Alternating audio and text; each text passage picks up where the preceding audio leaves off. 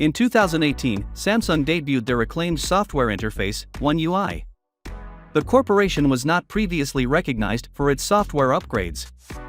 If you remember the TouchWiz era, you may recall an overbloated UI crammed with needless features, as well as the expected performance degradation as the phones aged.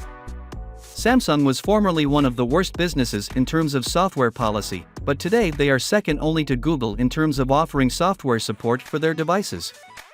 oneui 6 will be their next software release. Previously, it was supposed to deliver just minor modifications, but our initial glance at the software reveals that it will not be an incremental update, but will instead bring big changes. Samsung's Germany press inadvertently released the oneui 6 beta based on Android 14 before quickly removing the post.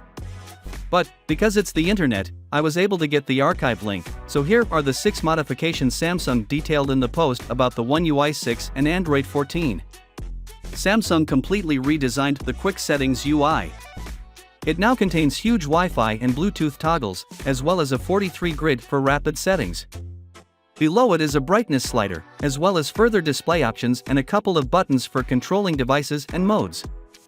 The layout is divided into parts, much like Apple's iOS and Oppo's ColorOS. Everything relating to the display, for example, is now in the same location. The notification cards have also been updated by Samsung. They're now more evenly spaced, making it much simpler to read alerts. Samsung also emphasizes that, in contrast to the existing necessity of 2 swipes to reach the same item, the full quick panel may be easily accessible with a single swipe from the top right corner. Samsung also mentions that users may now set background photos for certain conditions, such as a shot of a peaceful forest when the smartphone is sleeping.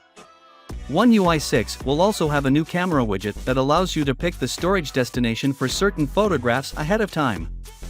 Finally, what are your thoughts about it? So with that being said, let me know your thought in the comment below, and if you are new here, please subscribe. Peace out.